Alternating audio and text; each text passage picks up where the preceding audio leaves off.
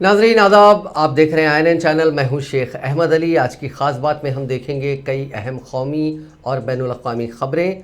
सबसे पहले बात अफ़गानिस्तान की। अमेरिका ने अफ़गानिस्तान में इस्लामिक स्टेट खुरासान ISIS के ग्रुप के ठिकानों पर ड्रोन से हमला किया। ये हमले अफ़गानिस्तान के नंगरहार सूबे में किए गए, जो कि पाकिस्तानी सरहद से लगा हुआ है और ISIS का गढ़ माना जाता है।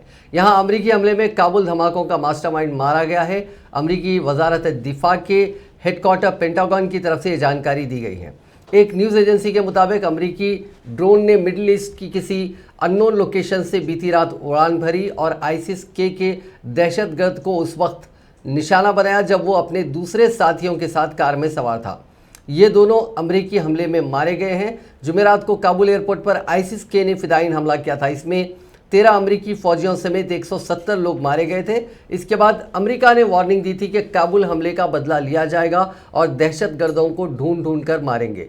अमेरिकी सदर जो बाइडेन ने कहा था कि काबुल एयरपोर्ट पर हमला करवाने वालों के बारे में वो जानते हैं और उन्हें सही वक्त और सही जगह पर करारा जवाब दिया जाएगा। इसके 36 घंटे के अंदर ही अमेरिका ने बीती रात ISIS खुरासान ग्रुप के ठिकानों पर ड्रोन स्ट्राइक कर दी।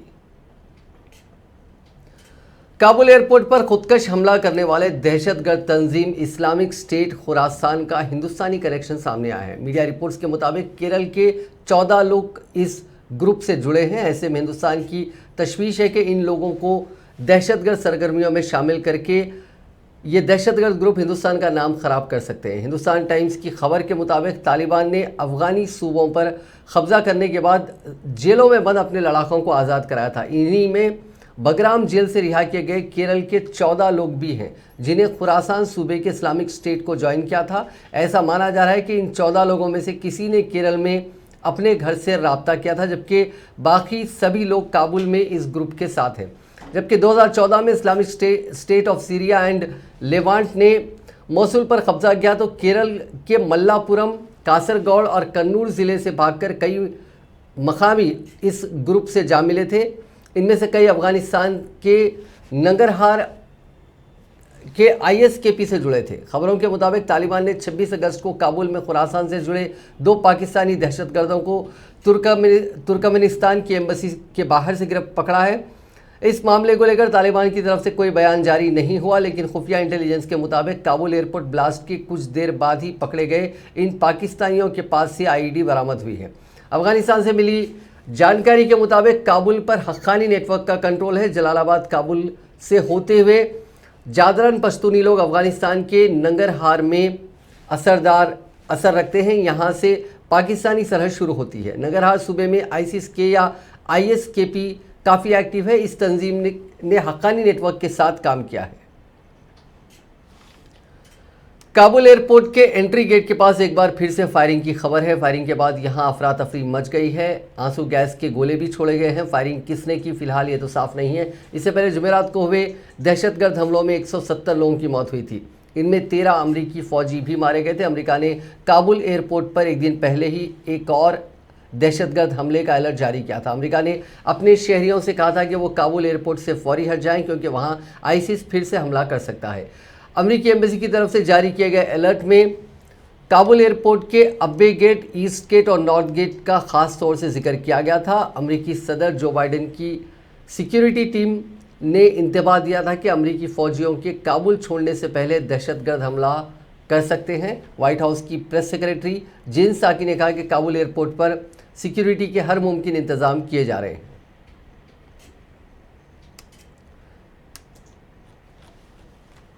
अमेरिका ने अफगानिस्तान में तालिबान की हुकूमत को फौरी तौर पर तस्लीम करने के किसी भी इम्कान को मुस्तरद करते हुए कहा कि व्हाइट हाउस ने अभी ये फैसला नहीं किया है कि आया वो अगले हफ्ते फौजियों के इनखला के बाद अफगानिस्तान में सिफारती मौजूदगी बरकरार रखेगा या नहीं। व्हाइट हाउस में ब्रीफिंग के दौरान प्रेस सेक्रेटरी जेन साकी का कहना था कि मैं वाज़ेह करना चाहती हूँ कि अमेरिका या इसका कोई भी बैनुल अक़वामी हलीफ जिससे हमने बात की है उन्हें तस्लीम करने की कोई जल्दी नहीं है। हालिया हफ्तों में तालिबान और अमरीकी फ़ौज के दरमियान हम आहंगी के बारे में पूछे जाने पर प्रेस सेक्रेटरी का कहना था कि दुनिया की वाहिद जगह नहीं है जहां हम मुखालिफिन के साथ काम कर रहे हैं। उन्होंने अमरीका या उसके इत्तेहादियों की तरफ से तालिबान हुकूमत को फौरी तस्लीम करने के किसी भी इम्कान को मुस्तरद करते हुए कहा कि मैं बिल्कुल वाज़ेह करना चाहती हूँ कि अमरीका या उसके बैनुल अक़वामी इत्तेहादी तालिबान की हुकूमत को तस्लीम करने में उजलत नहीं दिखाएंगे। साकी ने इस बात पर जोर दिया कि अफगानिस्तान में दहशतगर्दी का खतरा है और हमारे फौजी अभी तक ज़मीन पर मौजूद हैं। उन्होंने कहा कि अमरीकी सदर जो बाइडन जुमेरात को काबुल एयरपोर्ट पर हमला करने वाले दहशतगर्दों को मारने के लिए पुरअज़्म है। सदर बाइडन ने जोर देकर कहा था कि वो काबुल एयरपोर्ट पर हमला करने वालों को ज़मीन पर नहीं रहने देंगे, उन्हें माफ़ नहीं किया जाएगा। जहाँ तक अमरीकी मुल्की सियासत का ताल्लुक़ है तो जेन साकी ने कहा कि ये वक्त मुतसाबाना झगड़ों का नहीं, दहशतगर्दों को सज़ा देने के फैसले की हिमायत की जानी चाहिए।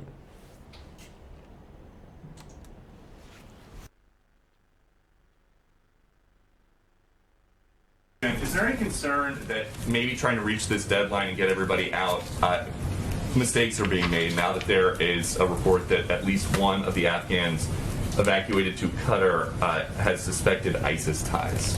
Well, first I would say we have a stringent vetting process which includes background checks before any individual comes to the United States. So I can't speak to one individual, but I can tell you and confirm for you that we take the vetting of any individual who comes to the United States and comes out incredibly seriously. And it's an extensive process. I would say that this is now on track, Peter, to be the largest airlift in U.S. history. And that is bringing American citizens out, it is bringing our Afghan partners out, it is bringing allies out. Haryana में BJP कायदीन को meeting में जाने से रोकने की कोशिश कर रहे किसानों पर हफ्ते के रोज लाठीचार्ज किया गया। करनाल में घरौंडा के पास बस्ताड़ा टोल प्लाजा पर पुलिस ने किसानों पर लाठियां तोड़ी क्योंकि किसानों ने बीजेपी कायदीन को रोकने की स्कीम बनाते हुए टोल की दो क्रॉसिंग छोड़कर बाकी को बंद कर दिया था। पुलिस ने उन्हें समझाने की कोशिश की लेकिन वो नहीं माने। इसके बाद ऐसे हालात बन गए। लाठीचार्ज में कई किसानों के सिर फूटे और खून बहा। वहीं पुलिस की कार्रवाई से बचने के लिए किसान खेतों में भाग गए। उधर लाठीचार्ज की मुखालिफत में किसानों ने मुख्तलिफ इलाकों में बंद मनाया।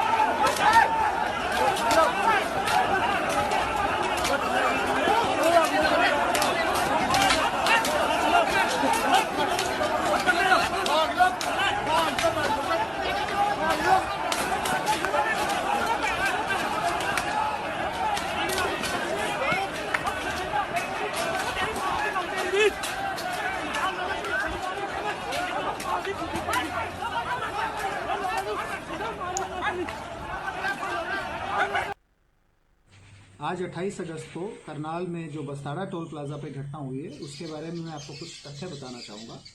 सुबह करीब 12 बजे वहाँ कुछ किसान प्रदर्शनकारी जो मौजूद थे उन्होंने ज़बरदस्ती नेशनल हाईवे को जाम किया और ज़बरदस्ती करनाल शहर की तरफ जाने की कोशिश की। जब उनको वहाँ पे मौजूद कर्मचारियों ने अधिकारियों ने समझाया कि आप वहाँ नहीं जा सकते हैं तो उसके बाद उन्होंने उग्र एक रूप ले लिया और कुछ प्रदर्शनकारियों ने पुलिस बल पे पत्थर फेंके, कुछ लोगों ने कसी वगैरह से भी अटैक करने की कोशिश की। उसके बाद नियमानुसार पुलिस बल ने एक हल्का बल प्रयोग किया और उनको वहां से हटाया। इस विषय में अभी तक प्राप्त जानकारी के अनुसार 4 किसान भाइयों को चोट आई है और 10 पुलिस कर्मचारियों को चोट आई है। इस विषय में मैं आपको कुछ बैकग्राउंड भी बताना चाहूँगा। 7 जून 2021 को टोहाना में संयुक्त किसान मोर्चा के कुछ लीडर्स के साथ हमारी बातचीत हुई थी और उन्होंने हमें एक लिखित आश्वासन दिया था कि आगे से हम कभी भी उग्र रूप नहीं धारण करेंगे अपने प्रदर्शन का और शांतिप्रिय ढंग से हम प्रदेश स्तरीय ये बैठक थी। इसका विरोध जो उन्होंने कल कॉल दी मैं उसकी निंदा करता हूँ। किसी भी कारण से किसी भी संगठन के कार्यक्रम में व्यवधान डालना ये अपने आप लोकतंत्र विरोधी कदम है। दूसरा, अगर वो उन्होंने कोई प्रदर्शन करना था शांतिपूर्वक करते, कहीं कोई आपत्ति नहीं थी। पहले उनकी और एक समय में हमारी उनकी अंडरस्टैंडिंग बनी थी कि शांतिपूर्वक प्रदर्शन करेंगे, लेकिन उस शांतिपूर्वक प्रदर्शन में अगर वो पुलिस के ऊपर पत्थर मारते हैं, हाईवे को जाम करते हैं, तो लॉ एंड ऑर्डर को मेंटेन करने के लिए पुलिस को भी कुछ काम करना होगा। अब उसमें एक बातचीत करके बताएंगे कि किसकी ज्यादती है। पुलिस की ज्यादती है तो भी दंडित किया जाएगा, किसानों की ज्यादती है तो उनके। किसानों पर लाठीचार्ज के बाद पूरे हरियाणा में किसानों ने जाम और मुजाहरा शुरू कर दिया। किसान जगह जगह हाईवे जाम कर रहे हैं और हुकूमत के खिलाफ अपना गुस्सा जता रहे हैं। किसानों पर लाठीचार्ज की संयुक्त किसान मोर्चा ने भी जोरदार मजम्मत की है। वहीं पुलिस को लॉ एंड ऑर्डर बनाने के लिए कई जगह पर रूट डाइवर्ट कर काम चलाना पड़ा। बस टोल पर किसानों पर पुलिस की लाठीचार्ज की खबर फैलने के आधे घंटे के अंदर ही किसानों ने नेशनल हाईवे और सड़कों को जाम करना शुरू कर दिया। सिरसा में किसानों ने बरनाला रोड पर डिप्टी सीएम दुष्यंत चौटाला और रंजीत चौटाला के घर के पास स्टेट हाईवे पर जाम लगा दिया। अंबाला में किसानों ने अमृतसर दिल्ली नेशनल हाईवे पर जाम लगा दिया। इससे गाड़ियों की लंबी कतार हाईवे पर लग गई। वहीं पुलिस ने हालात को काबू में लाने के लिए रूट डाइवर्ट करना शुरू कर दिया। हालांकि जाम लगने की वजह से गाड़ियों की कतार लगातार लंबी हो रही है।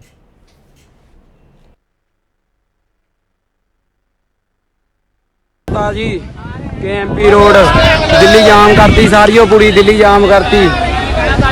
जिन्ना चिर साडे किसानों को इंसाफ नहीं मिलता है, रोड नहीं खुलने है, जाम करती जाम।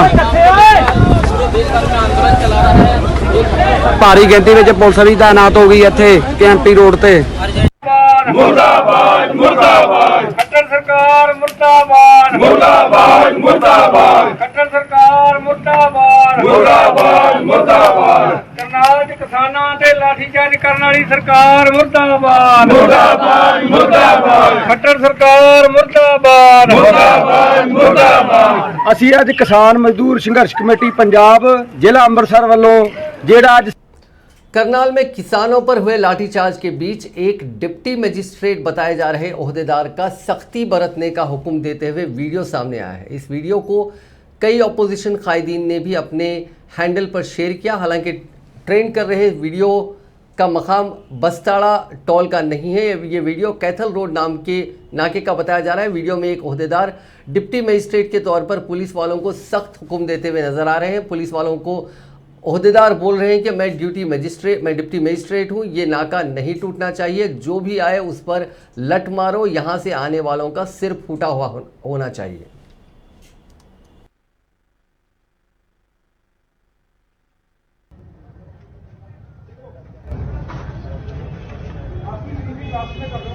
सिंपल है, जो भी हो यहाँ से इससे कोई भी नहीं जाएगा वहां।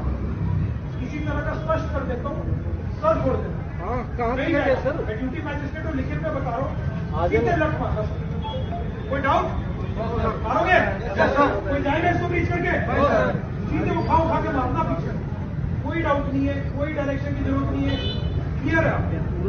ये नाका किसी भी हालत में हम ब्रीच नहीं होने देंगे। हमारे पास पर्याप्त फोर्स पीछे है, 100 की फोर्स पीछे यहाँ पे आपको खड़ा रखा है। शुरू में किस समय कोई इशू नहीं है, मारोगे ना लट? ठीक है, क्लियर है। हेलमेट पहन लो, ये और निर्मित अलर्ट लेकर बैठे मिलना यहाँ पे, ठीक है। हम पूरी रात नहीं सोए यार, 2 दिन से ड्यूटी कर रहे हैं। आप तो सो के आए हो थोड़ा, कोई बात नहीं, अभी खींचना अभी हमने 6 घंटे, ठीक है, क्लियर है सर? ठीक है, कर लो। यहाँ से एक बंदा नहीं जाना चाहिए यार, मेरे पास आए नहीं यार, और अगर गया ना तो उसका सर फुटा होना चाहिए किसी का, ठीक है, क्लियर है ना आपको? ठीक है। मध्य प्रदेश के नीमच जिले में हैवानियत की इंतहा देखने को मिली। सिंगोली जिले के पुलिस स्टेशन इलाके के अथवा कला गांव में जुमेरात की सुबह एक आदिवासी नौजवान की बाइक से टक्कर लगने के बाद हुए तनाज़े में आदिवासी नौजवान को गाड़ी से बांधकर घसीटा गया। बाद में नौजवान को अस्पताल ले जाया गया, जहां उसकी मौत हो गई। इस वारदात का वीडियो भी सामने आया है। जानकारी के मुताबिक जुमेरात की सुबह आदिवासी नौजवान कान्हा और कन्हैयालाल भील, जिसकी उम्र 35 बरस बताई गई है, ये बांडा ज़िले का रहने वाला है। ये एक अपने दीगर साथी के साथ ग्राम अथवा कलां के पास से जा रहा था। इस दौरान गुज्जर समाज के किसी दीगर शख्स ने मोटरसाइकिल की टक्कर हो गई। इसके बाद तनाज़ा बढ़ने पर गुज्जर समाज के लोगों ने मिलकर आदिवासी नौजवान के साथ बेरहमी से पिटाई की और उसे पिकअप से बांधकर घसीटा। इससे उसकी मौत हो गई।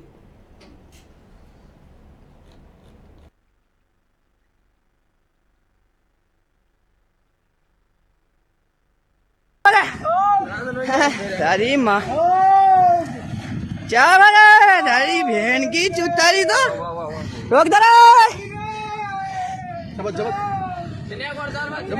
अरे आए की माँ के लिए निशानी तड़पाऊ बेड़ी रोक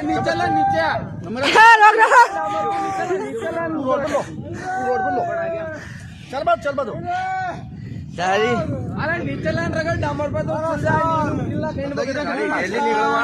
तारी रैली निकले वाह वाह के लड़ने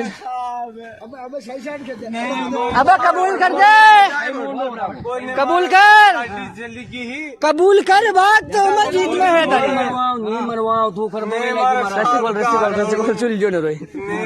बेटा ने क्यों तो ठीक नहीं हो आलते बच्चों गलती नहीं करी, फिर मैं गलती करी, मैंने माफ मुंडो क्या भाई मैं हमारी गलती हो जी वो भूतियो मार दुके न बेटा लेके मार हड्डू नहीं है नहीं जाए तो हटू नहीं तो हैं भूतियो बच्चा की थारी मार कर लंड थारी मारने का तो मार तो रहे हैं मार बाग बोले ना उतारो तो है ना तुम्हारे हमें तो था उठे पुड़पे ना मैंने मरिया मैंने पूछो ना पड़पे तो मैंने पूछो ने चार बार तारी माँ हुकूमत के वादों और दावों पर तो अक्सर सवाल उठते रहे हैं और अपोजिशन पार्टियों के साथ साथ माहिरीन भी सच सामने लाते रहे हैं। लेकिन अब सुप्रीम कोर्ट के जज जस्टिस DY चंद्रचूड़ ने एक बयान दिया है जिसमें उन्होंने दानिश्वर तबके से गुजारिश की है कि वो हुकूमत के झूठ से पर्दा उठाएं और आवाम को सच से वाकिफ करवाएं। जस्टिस DY चंद्रचूड़ ने कहा कि दानिश्वरों की जिम्मेदारी है कि वो हुकूमत का झूठ सबके सामने लाएं। जस्टिस चंद्रचूड़ ने एक प्रोग्राम के दौरान अपनी तकरीर में यह बात कही। उन्होंने कहा कि हिंदुस्तान एक जमहूरी मुल्क है और किसी भी गलत खबर या एजेंडे के लिए हुकूमत की जिम्मेदारी तय करना ज़रूरी है। कोरोना के आदाद व शुमार से छेड़छाड़ की बात करते हुए उन्होंने कहा कि ज़रूरत से ज़्यादा हुकूमत पर यकीन करना ठीक नहीं है। समाजी, सियासी, माशी और सकाफती सच्चाई को हासिल करने के लिए हुकूमत पर ज़रूरत से ज़्यादा यकीन सिर्फ मायूसी ही देगा। सुप्रीम कोर्ट जज ने अपनी बात को आगे बढ़ाते हुए कहा कि कोई सिर्फ इस बात पर यकीन नहीं कर सकता जो हुकूमत बता रही है। बेशतर हुकूमतें अपना इख्तिदार बचाए रखने के लिए झूठ बोलती हैं। पूरी दुनिया में ये ट्रेंड देखा जा रहा है। उन्होंने कोविड के सही आदाद व शुमार पेश नहीं किए जाने की बात कही। जस्टिस चंद्रचूड़ के इस बयान को कोरोना बहरान के दौरान हुकूमत के जरिए पेश करदा आदाद व शुमार से जोड़कर देखा जा रहा है। Of the veracity of the claims made by them. For this, it was equally important for those making truth claims to be transparent and conspicuous.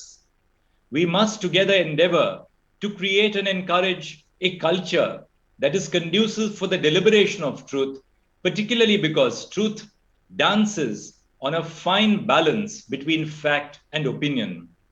However, this brings us to the next question of who should be the citizens to take up this role. Immanuel Kant expected this role to be taken up by the European intellectual clerisy, the equivalent of modern day public intellectuals, where they would mediate between the rest of the population and the state. However, he took for granted that entry into this class was often barred by one's gender, access to education and wealth. Similarly, Noam Chomsky, in his celebrated article, The Responsibility of सदर जमहूरिया रामनाथ कोविंद ने कहा है कि आलमी वबा के खिलाफ लड़ाई में डॉक्टरों का किरदार अहम रहा है। कोविंद ने लोगों को अच्छी तिब्बी सहूलियात फराहम कराने के लिए Sanjay Gandhi post graduate institute of medical sciences की तारीफ करते हुए कहा कि जो बीमार हैं और जिन्हें इलाज की ज़रूरत है उनके लिए डॉक्टर किसी फरिश्ते से कम नहीं होते, लेकिन डॉक्टरों को लखनऊ या उत्तर प्रदेश तक महदूद नहीं रहना चाहिए। पूरे मुल्क यहाँ तक कि पूरी दुनिया को उनकी ज़रूरत है। SGPGI की 26वीं तक़सीम-ए-सनात तकरीब में मेहमान खुसूसी के तौर पर कोविंद ने कहा कि एक दहाई से भी कम वक्त में इदारे ने तिब्बी तालीम के मैदान में एक नई जहद कायम की है। सदर जमहूरिया इस प्रोग्राम में अपनी अहलिया सविता कोविंद के साथ पहुंचे थे। उन्होंने तलबा को डिग्रियां दी। इस मौके पर गवर्नर आनंदीबेन पटेल भी मौजूद थी।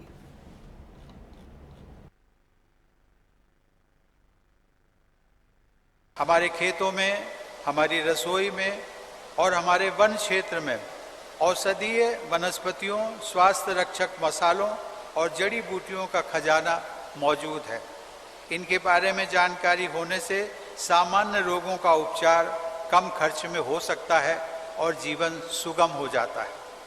कोविड-19 के विरुद्ध लड़ाई में, विशेषकर महामारी के प्रकोप की दूसरी लहर में, आयुष चिकित्सा पद्धतियों ने लोगों की इम्यूनिटी बढ़ाने तथा उन्हें संक्रमण से मुक्त करने में अपनी महत्वपूर्ण भूमिका निभाई है। हालांकि आदिवासी समाज में जड़ी बूटियों और वन औषधियों के ज्ञान की समृद्ध परंपरा रही है, परंतु पिछले 2 दशकों में पूरे देश में आयुष चिकित्सा पद्धतियों की लोकप्रियता में बहुत बढ़ोतरी हुई है। औषधीय जड़ी बूटियों एवं वनस्पतियों की मांग बढ़ी है। इससे हमारे किसानों और वनवासियों की आय में वृद्धि हो रही है और युवाओं को रोजगार भी मिल रहा है। मुझे विश्वास है कि गोरखपुर में महायोगी गोरखनाथ आयुष विश्वविद्यालय। वज़ीर-ए-आज़म नरेंद्र मोदी ने हफ्ते के रोज कहा है कि जन धन स्कीम से मुल्क के तरक्याती सफर में तब्दीली आई है और उसने कई हिंदुस्तानियों को बाइख्तियार बनाया है। हुकूमत की अहम माली शमूलियत स्कीम जन धन के 7 साल मुकम्मल होने के मौके पर पीएम मोदी ने सिलसिलावार ट्वीट करके ये बात कही। पीएम मोदी ने कहा कि आज प्रधानमंत्री जनधन योजना के 7 साल मुकम्मल हो चुके हैं। इस स्कीम ने मुल्क के तरक्याती सफ़र का रास्ता बदल दिया है। उसने माली शमूलियत को यकीनी बनाया और बहुत से हिंदुस्तानियों की ज़िंदगियों को बाइख्तियार बनाया। साथ ही इस स्कीम के ज़रिए शफाफियत में भी इजाफा हुआ है। एक दीगर ट्वीट में उन्होंने कहा कि वो जनधन स्कीम को कामयाब बनाने वाले तमाम लोगों की अनथक कोशिशों की तारीफ़ करते हैं। इनकी कोशिशों से इस बात को यकीनी बनाया गया है कि मुल्क के लोग बेहतर ज़िंदगी गुजार सकें। काबिल ज़िक्र है कि मोदी सरकार ने पहली बार इख्तिदार में आने के बाद 28 अगस्त 2014 में बड़ी तादाद में लोगों को बैंकों से जोड़ने के लिए जनधन स्कीम शुरू की थी। प्राइम मिनिस्टर जनधन स्कीम के शुरू हुए हफ्ते को 7 साल पूरे हो गए हैं। इस दौरान 43 करोड़ से ज़्यादा बैंक खाते खोले गए हैं। इस मौके पर वज़ीर आज़म मोदी ने कहा कि इस स्कीम से लाखों खानदानों की ज़िंदगी में बदलाव आया है। अगर हम आंकड़ों की बात करें तो इसकी शुरुआत 28 अगस्त 2014 में हुई। इस स्कीम के तहत अब तक 43 करोड़ 4 लाख अकाउंट खोले जा चुके हैं। इनमें करीब 1,46,000 करोड़ रुपए जनधन खातों में अभी फ़िलहाल ये रकम जमा है। टोटल जो मजमूई तौर पे अकाउंट होल्डर्स हैं उनमें 31 करोड़ 33 लाख के पास डेबिट कार्ड है। बैंक अकाउंट खुल जाने के बाद हुकूमत अब सभी स्कीम्स के लिए सब्सिडी का फ़ायदा डायरेक्ट बेनिफिट ट्रांसफ़र यानी डीबीटी के ज़रिए पहुंचा रही है। इससे जो मिडलमैन और दलालों का खेल ख़त्म हो गया और जो बेनिफिशियरीज़ है उन्हें सीधा पूरा पैसा मिल रहा है। इसी दौरान वज़ीर फाइनेंस निर्मला सीतारामन ने 18 अगस्त को कहा था कि जनधन खातों की तादाद 43 करोड़ के पार हो चुकी है। इनमें से 23 करोड़ 87 लाख अकाउंट खवातीन के हैं।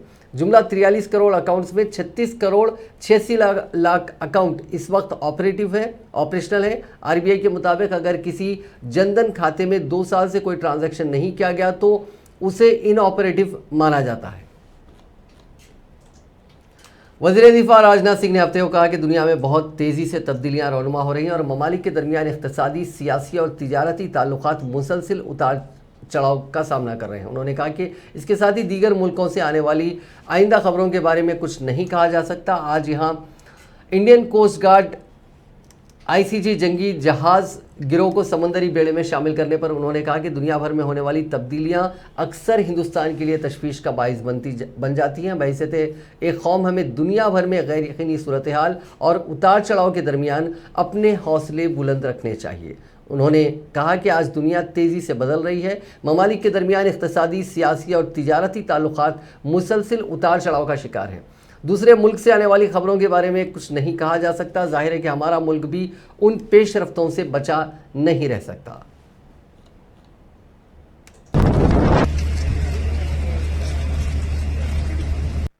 Today, the world is changing very rapidly. economic, political, and trade relations between countries are constantly fluctuating. Nothing can be said about the next news coming from another countries. Obviously, our country cannot remain untouched by these developments.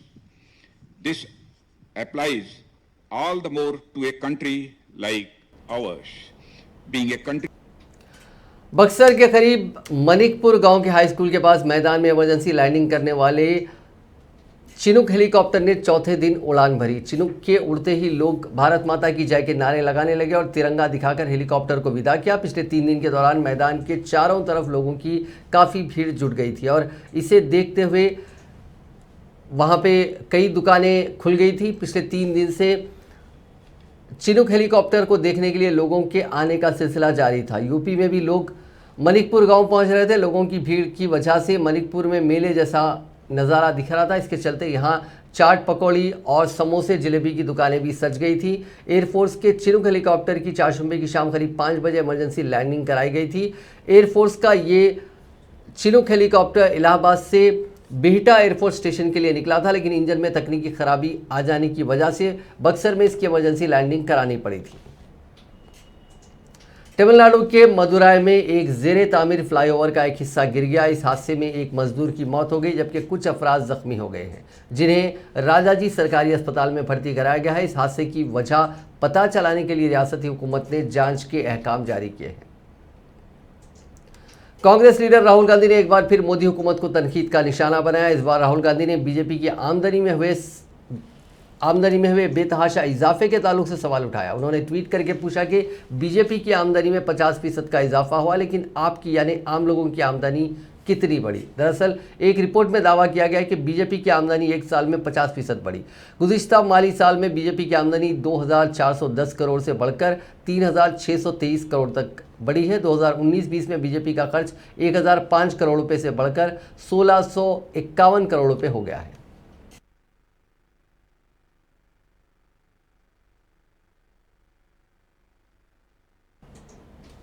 अब बात corona cases की। पिछले 24 घंटों में दुनिया भर में 6,59,115 नए कोरोना के केसेस सामने आए हैं, जबकि इसी दौरान 9,936 अफराद की मौत हो गई है। इस इजाफे के साथ दुनिया भर में कोरोना के मजमूई केसेस की तादाद 21,64,19,331 हो गई, जबकि मरने वालों की मजमूई तादाद 45,02,958 हो गई है। दुनिया भर में अब भी 1,85,00,000 अफराद का इलाज चल रहा है।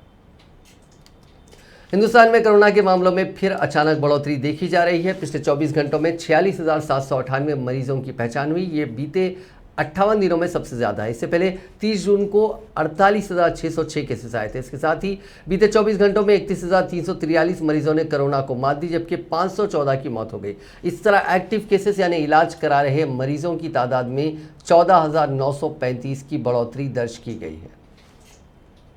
मरकजी वजारत दाखिला ने कोविड वबा से निपटने और उसके इंतजाम के लिए मुल्क भर में चलाई जा रही मुहिम के तहत जारी गाइडलाइंस को और कोविड से मुतालिक मुनासिब रवैये पर अमल की मुद्दत में 30 सितंबर तक इजाफा कर दिया है। मरकजी दाखिला सेक्रेटरी अजय भल्ला ने आज रियासतों और मरकज़ के ज़ेर इंतज़ाम खित्तों के चीफ सेक्रेटरियों और मुंतज़मीन को अलग अलग ख़त लिखकर कहा कि कोविड-19 से बचाव और रोकथाम के लिए मुल्क भर में पहले से ही नाफिज सेहत और कुंबा बहबूद की मरकज़ी वजारत के गाइडलाइंस और एहतियाती तदाबीर अब 30 सितंबर तक नाफिज रहेंगे। मुल्क भर में जुमे के रोज़ कोरोना वैक्सीनेशन का नया रिकॉर्ड बना। हुकूमत के मुताबिक हिंदुस्तान में 27 अगस्त तक 1 करोड़ से ज़्यादा लोगों को टीके लगाए गए हैं। 16 जनवरी को वैक्सीनेशन ड्राइव की शुरुआत के बाद सबसे ज़्यादा लोगों का वैक्सीनेशन किया गया। इसके साथ ही मुल्क में वैक्सीनेशन कवरेज 62 करोड़ के पार हो गया है। हेल्थ मिनिस्ट्री के मुताबिक सबसे ज़्यादा 28,62,000 टीके लगाकर यूपी पहले नंबर पर रहा। इसके बाद कर्नाटका ने 10,79,000 और महाराष्ट्र में 9,84,000 टीके लगाए गए। ऐसे लोग जो कोरोना से संगीन तौर पर मुतासिर हो चुके हैं और लंबे वक्त तक बीमार हैं, उनमें एंटीबॉडीज़ ज़्यादा बनी हैं। ये दावा जर्नल ऑफ इन्फेक्शियस डिजीज़ेस में पब्लिश रिसर्च में किया गया। नाज़रीन, हम आपको इस बारे में एक तफसीली रिपोर्ट कल दिखाएंगे। अब बात इंग्लैंड और इंडिया के मैच की। हिंदुस्तान और इंग्लैंड के बीच 5 टेस्टों की सीरीज़ का तीसरा मुकाबला इंग्लैंड ने इनिंग्स और 76 रन से जीत लिया है। लीड्स में खेले गए इस मुकाबले में टीम इंडिया चौथे दिन दूसरी पारी में 278 रन पर सिमट गई। ये इस साल टीम इंडिया की सबसे बड़ी हार है। इसी के साथ सीरीज अब 1-1 के बराबर हो गई है।